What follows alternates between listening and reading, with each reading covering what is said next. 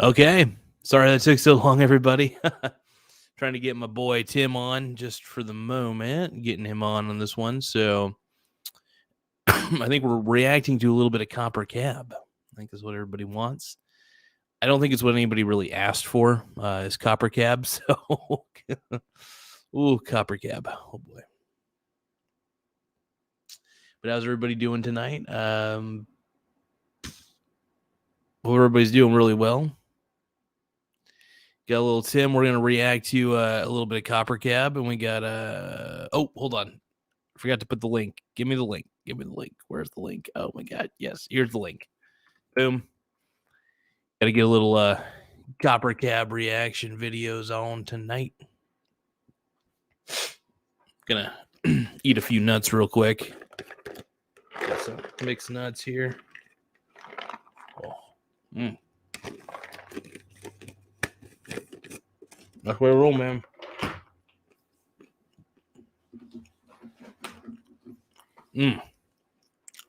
So hopefully everybody's doing really well tonight. Now,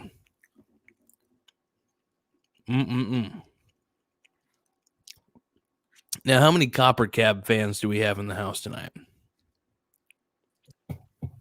I know my boy Tim is definitely a Coppercab fan. I'm a Coppercab fan right here. I do love me some Coppercab. I ain't gonna lie. Yo, what's her name? I think that other Coppercab fan. I saw her in the comments. Oh, there was another Coppercab fan in the comments, or where? Didn't I just see her? Yeah. Maybe. Oh no, never mind. That's Baltimore. I was thinking of She Adventures or whatever. Oh, oh yes, right. Okay, well let's get this queued up. We're gonna crack it open. You can. They're all mixed nuts, by the way. I got these sweet Walmart brand mixed nuts. That's what this is. This is our unofficial sponsor, by the way. Nice. That's one of Coppercab's favorite snacks. All right, let's see what Copper. Oh God, I'm so afraid. When did this come out, by the way?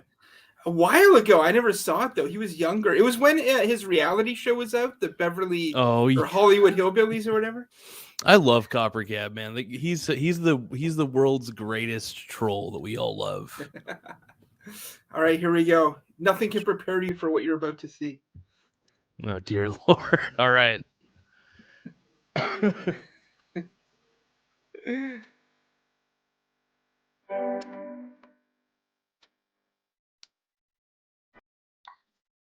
Ginger M&M.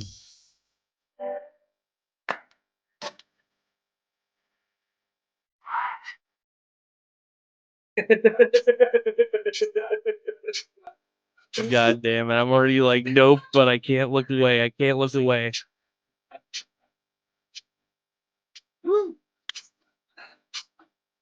I get that ginger for eating on that set. I wouldn't be the I never had that credit. I get that ginger for eating on that set. That I was just in bread. That I would be not dead.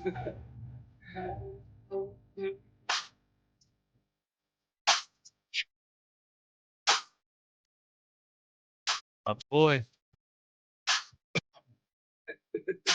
My boy Aiden from Baltimore is loving it too. Coppercab fans in the house.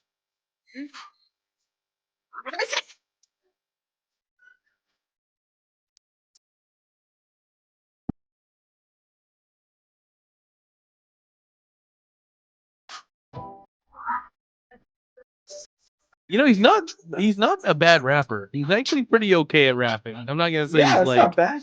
I'm not gonna say he's the goat of rapping by any means, but he's passable. He's a passable rapper. I like it.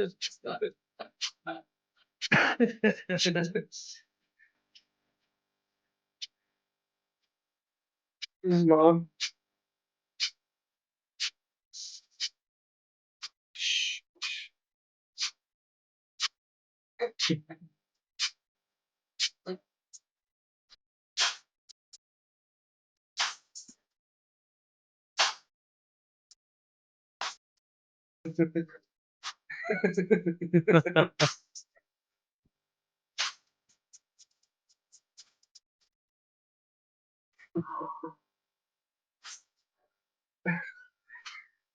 Ema, man. Oh my god.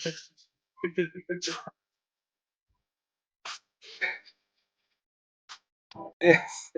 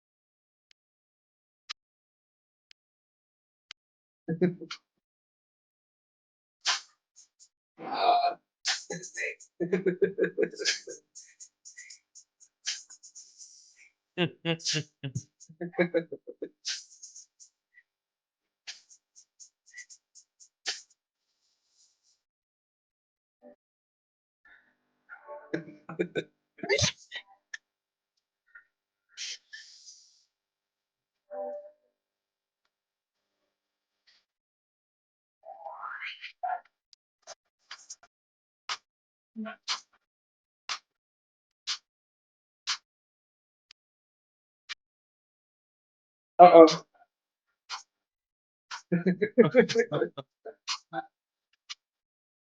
Oh.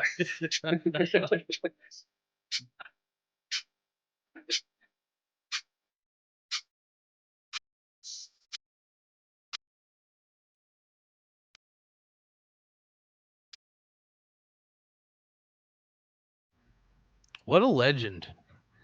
What a legend. Wow. Oh, shit. That's all right.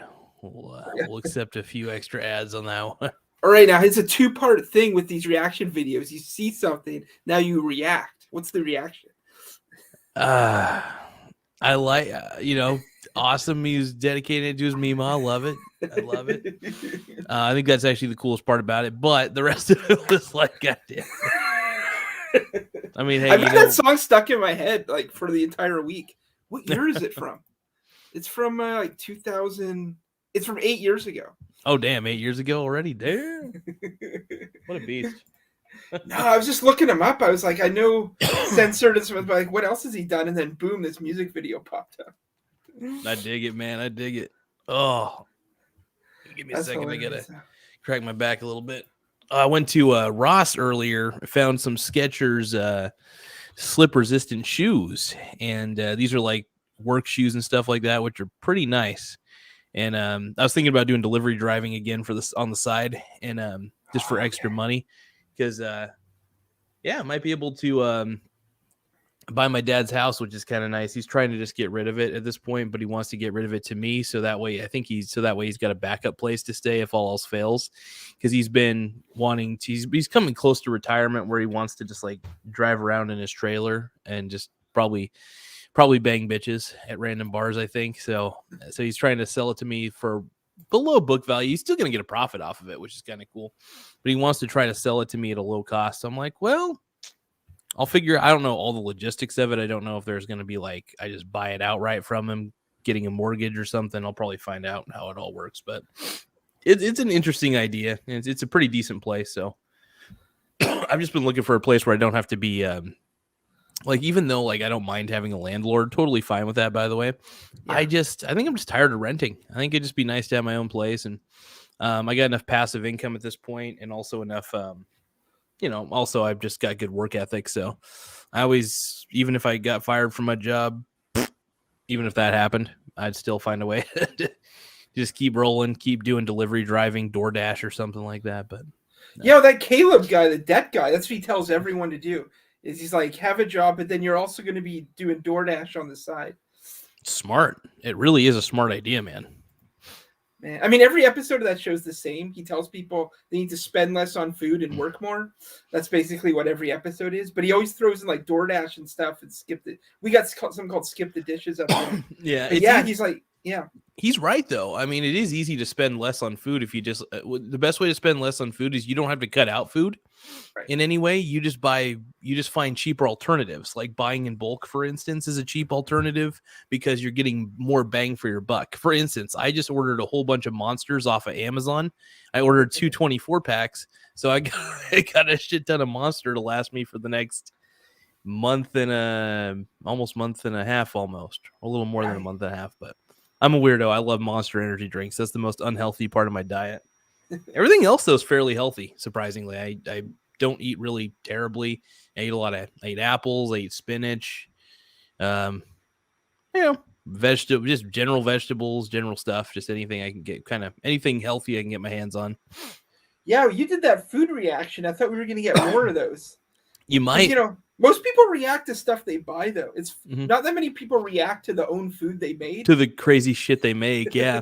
Well, and that's kind of cool because I do like, and not all the stuff that I make is like, it's just combining two things. Usually, it's usually like, for instance, I got ramen noodles right now as we speak.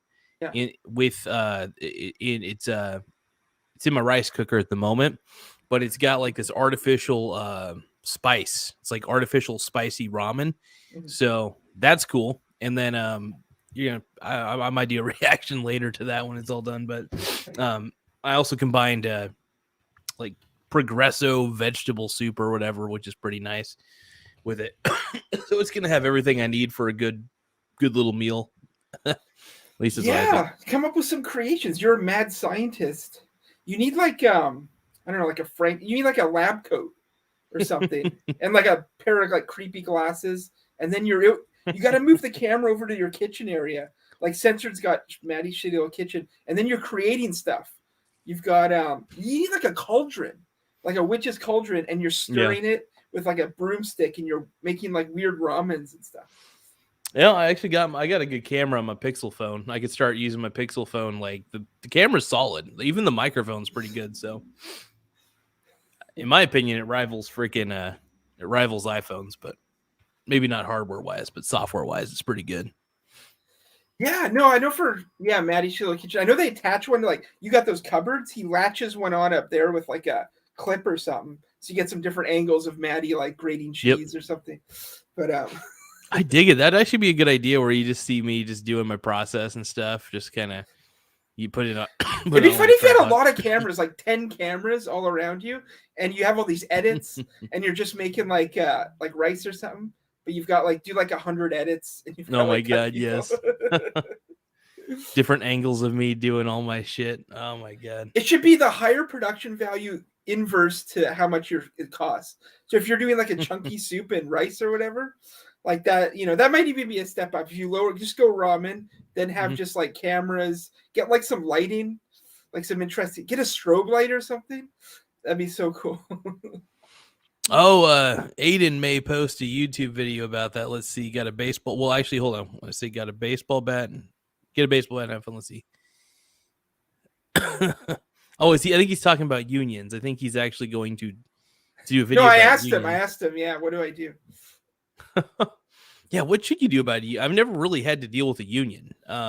In fact, every job I've worked, I think it's always been non-union. I don't think I've ever worked a union job before. Let me think about that real quick. Yeah, let's see. JCPenney wasn't ever union.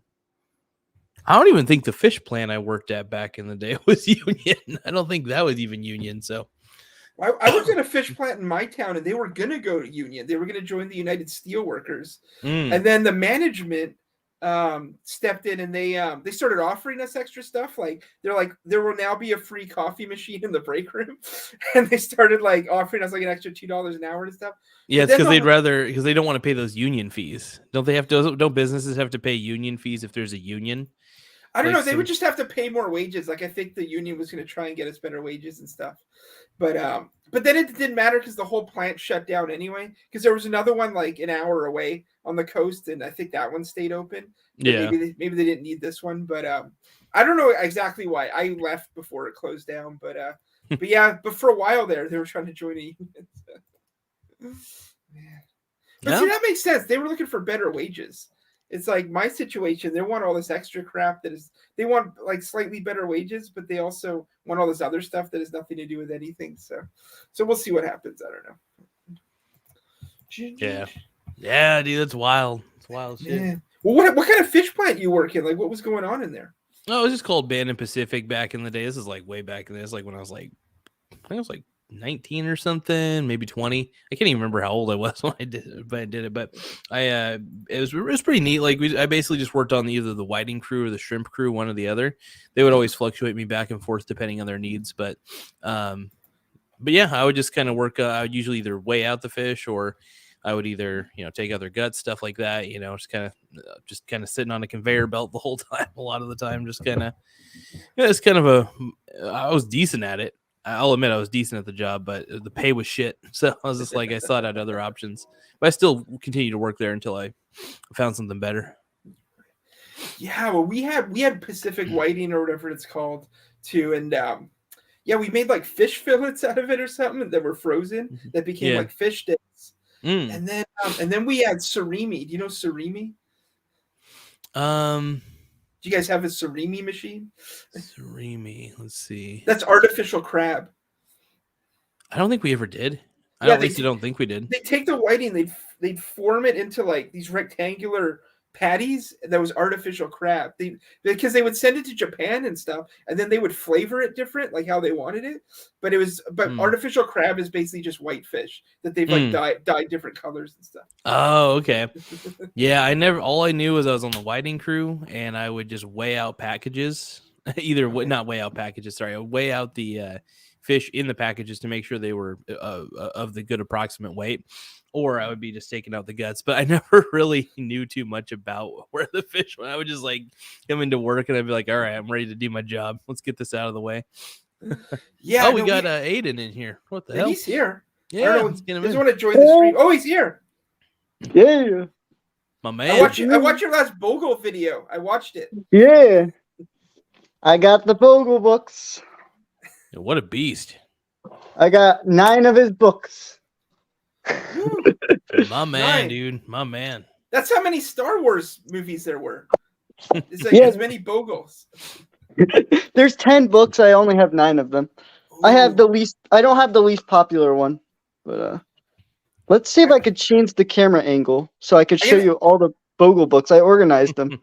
I'm looking up famous John Bogle quotes right now, and then we'll get your guys' reaction. I'll find some good ones. My favorite is "No man can serve 2 masters." That's a good one. Is that true? That's That's interesting. No man can serve 2 masters. Yes, dude, it's in chapter 18. Concept. Chapter 18 of Common Sense on Mutual Funds.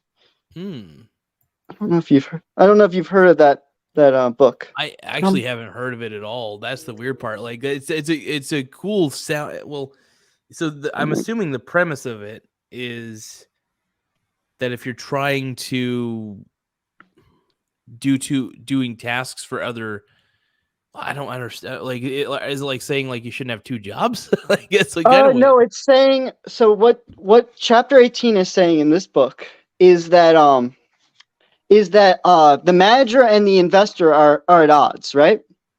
And so like what the manager's doing is when they charge high expense ratios, is they are their own master instead of the investor. They don't have the investor's best interest at heart. And so they're trying to serve 2 masters, trying to serve the investor and the manager, but they can't serve both at the same time. So low expense ratios are the key, is basically what it's saying. That's So this book really advocates for low expense ratios. Don't count on it. This is a economics kind of book. The Battle for the Soul of Capitalism, which is really good.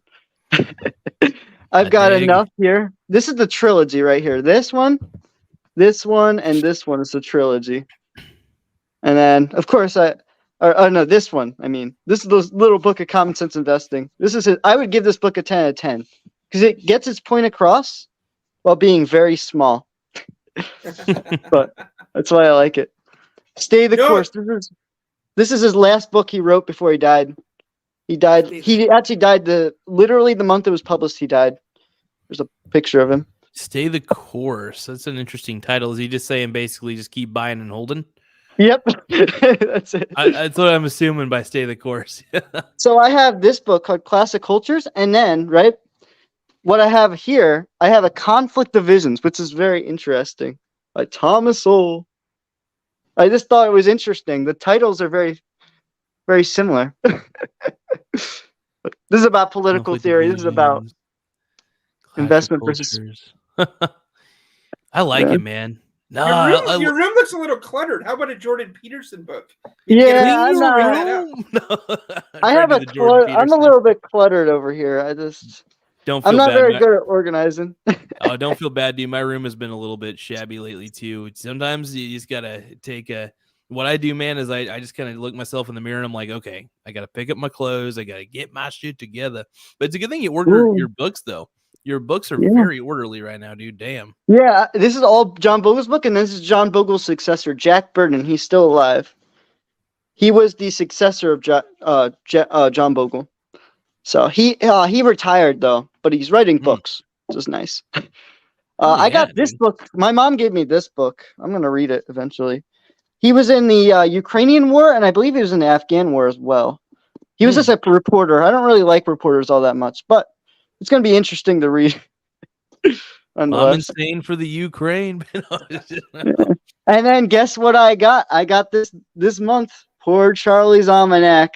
Oh, that's Charlie Munger. Oh I'm a Charlie Munger fan, so I could throw this at someone, they would die. This book's heavy. That's like a massive ass book. It is a massive book. This is the heaviest book I have on this shelf.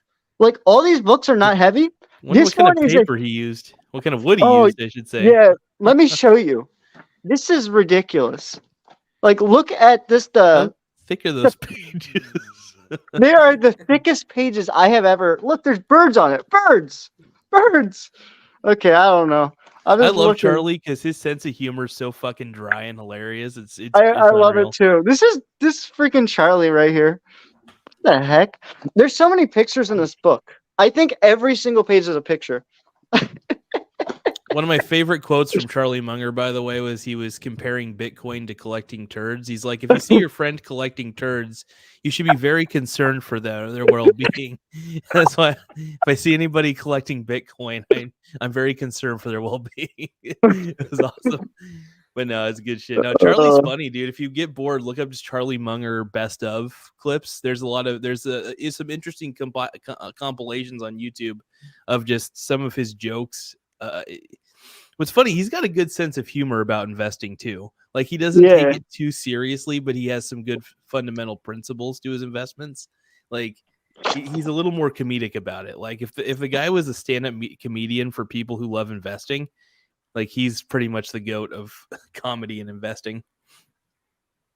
Here's a Bogle quote for Garza. The winning formula for success in investing is owning the entire stock market through an index fund and then doing nothing. Yep, that sounds like John Bogle. This is all John Bogle. Oh, Wealth, Poverty, and Politics by Thomas Sowell. Which one's better out of those three? Oh, what? Wealth, Poverty, or Politics? I like wealth, personally. I don't like poverty all that much. Politics are interesting. That's why I like politics. You know, I just thought of a great title for the modern age, Index and Chill. I'm going to type it out so I can actually not forget it. You know how there's Netflix and Chill, Index and Chill. I don't know. It doesn't really rhyme. No, you should do a live stream. Call it Index and Chill, and it's just you reading off every single stock in the VT. Stop being a broke loser. Stop being a broke loser by Christopher Bell. Strongman. By the way, you're going to be seeing more. I actually had a private meeting with Strongman recently. I was only for 15 minutes though, but I'm really excited, and I'll tell you why. He didn't know that you could remix your long form videos through the YouTube app, and I showed him how he can mirror his phone, his iPhone basically, to his computer so he could control it and start remixing stuff on his computer very quickly, because that's how I'm able to produce so many shorts. So you might be seeing more shorts from Strongman here pretty soon, which I think is going to increase that man's subscriber count like crazy. The only thing he's missing is getting in the short game. If he gets in the shorts, the YouTube shorts game, You're gonna see him everywhere. So just be Yeah, prepared. he did post like I love his shorts with his babies. Those are funny. Freaking, oh, you got to march my boy, and he's like the freaking baby's crawling. It's kind of funny. He's like pretending the baby's in the army. Oh, this is probably one of my favorite Thomas Sowell books. The Vision of the Anointed, the takedown of the left wing. Oh yeah, takedown of the left wing. I love it. It's a very funny book. Yeah. When was the last time you've seen in public? He doesn't get out like a lot of interviews and stuff. No, he only does interviews through the Herbert Institute. You won't find him anywhere else.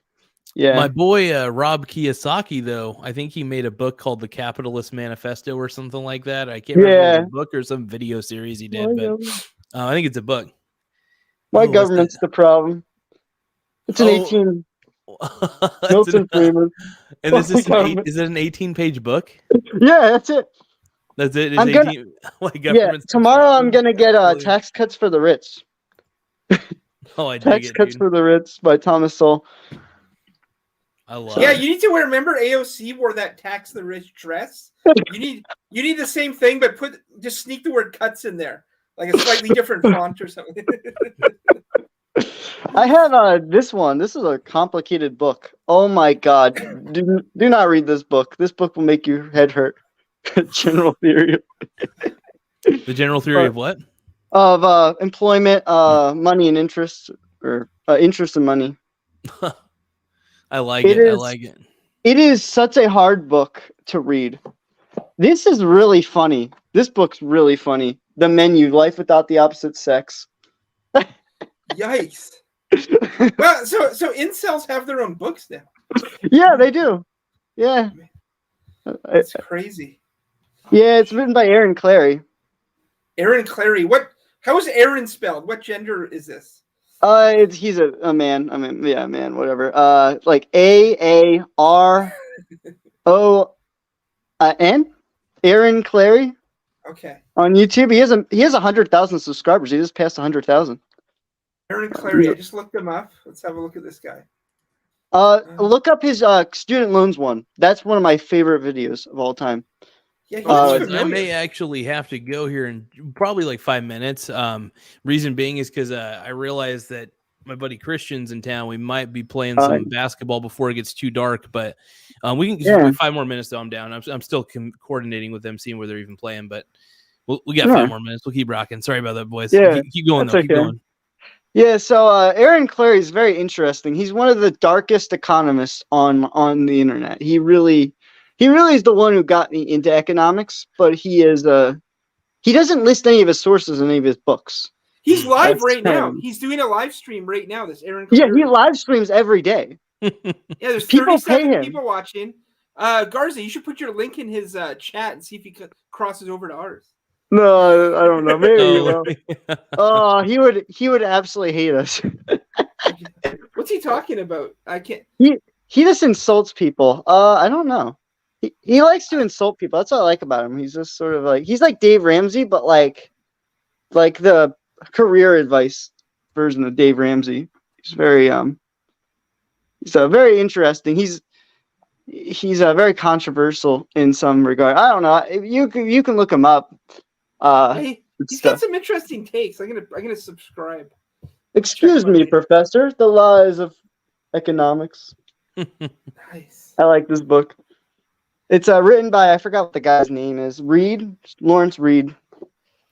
And then this book I was just Thomas Sowell again. Charter schools and their enemies. I was just laughed at the title. Is school choice good or bad? I believe it's good because what it does is let's say you go to a corrupt school district, right? And that's the only school district in town. That's a monopoly, right?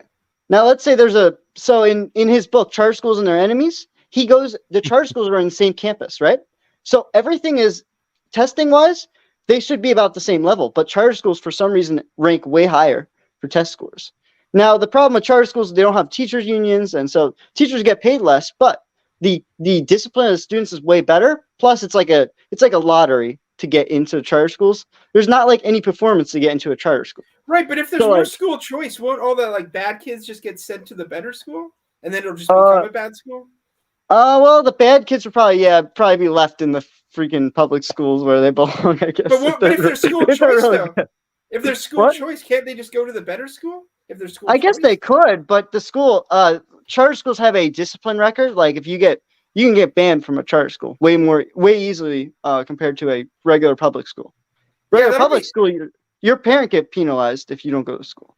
It's a That'll be little interesting different. if they do school choice though, and it makes it easier to go to different schools. If the schools just sort of flatten out, like there's no So good what? ones or bad ones. So what Sweden does, and he doesn't reference this, but I know because I watch a lot of weird videos about Sweden. Sweden, what they'll do is they will give you, I think it's like $14,000 a year.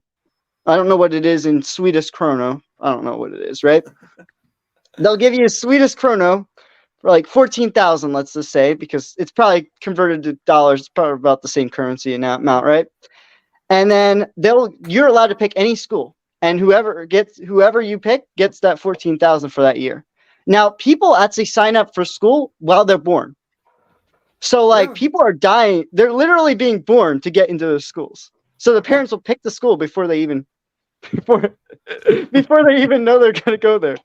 So, like, even high schools get picked when they're born. All this It's weird. stuff is too complicated. Where I grew up, it was just whatever school was closest to you, that's where you went. There's no confusion. Nothing was complicated. Well, what I like about Sweden, it's competitive. So schools are competing for students and teachers, and the teachers are literally advertising themselves to make sure they get the best students, or make sure that they somehow find a way to help the parents, whatever, right?